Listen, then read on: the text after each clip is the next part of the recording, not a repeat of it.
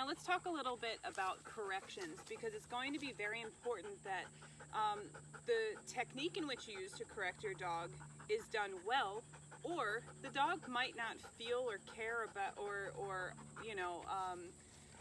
respond to what you're trying to communicate.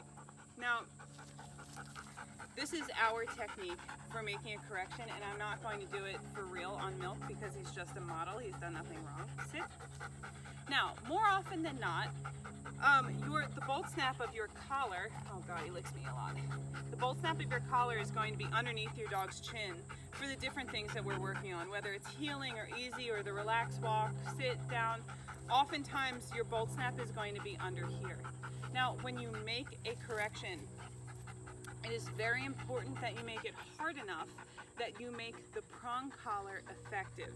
So essentially the prongs of the collar have to close and release in order to complete the process of a correction. If you're too light or you're not using the technique correctly, all you're doing is moving the chain and you're not actually implementing the correct effect of the collar.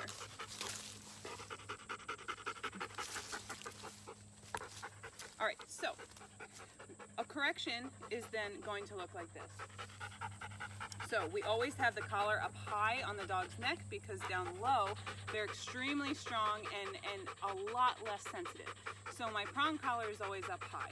Now, when I make a correction, it doesn't matter how your leash was initially.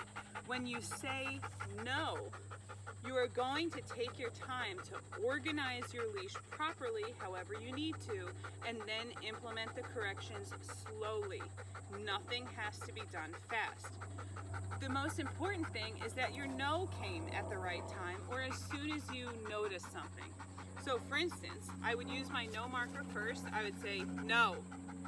Then I would put my leash together, stack my hands one on top of the other, and from my core, not my wrist, this does nothing, as you can see with Milk. No one is strong enough in their wrist to be effective on a dog like this. Two hands together, and it's going to be with your torso to make a correction, a pop and release, a pop and release. Now, there is no science behind how many times or how many pounds of pressure you need to use to be effective on your dog. Your dog tells you.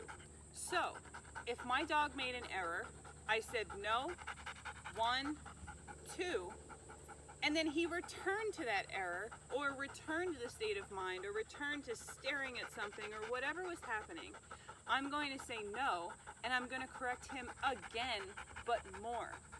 You'll know that your correction was effective because your dog will change. It sounds very simple, but that's really important. One change that you can look for is that your dog actually looks at you and has an expression like, okay, I'm paying attention, all right? But the only way you're gonna know how to go above the dog's threshold to make that change is to stick in the game when your dog is making mistakes, and do not say, well, I corrected him one time and it didn't work.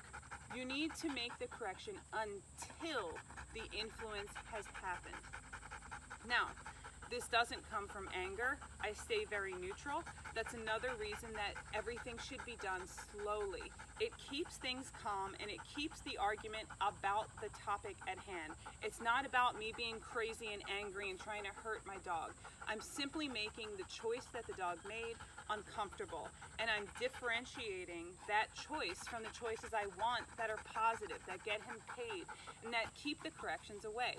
Now, what makes this fair is that your dog, and all the time that it's spent here, has learned how to avoid corrections as well as make the corrections stop by doing the right behavior, okay? So, once again, come here, Milky. I say no, organize my leash, 1, 2, and then we return to whatever we're doing. So I'm not going to use the correction to force my dog to do the right thing. I'm using the correction to make the wrong thing uncomfortable and then reset to make a new opportunity to do the right thing.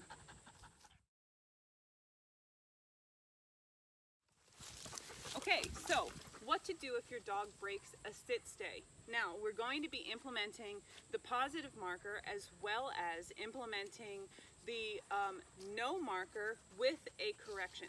Now, here's what I want you to understand about the way dogs think. When we're practicing the sit stay, for instance, as you've noticed, your dog is getting a lot of positive feedback for being in one space, in one behavior. That's like money in the bank. It's like you're making deposits for what you want.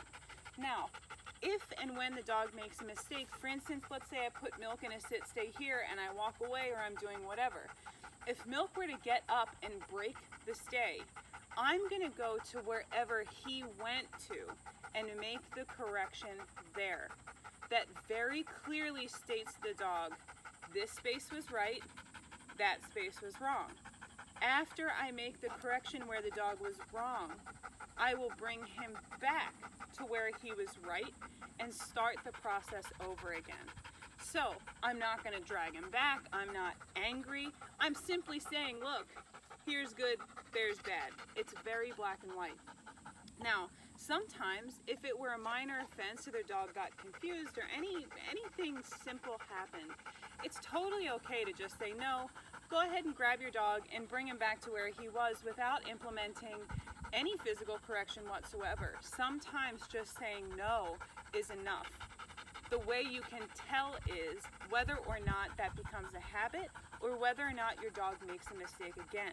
So, for instance, if I put him in a sit, he broke it, I said no, went and got him, brought him back, and he broke it again, then I might say to myself, okay, me saying no and just going to get him wasn't enough. That didn't have an effect on him. So the next time he makes a mistake, assuming it wasn't my fault, I'm going to implement then the physical correction and I'm going to up my consequence from there.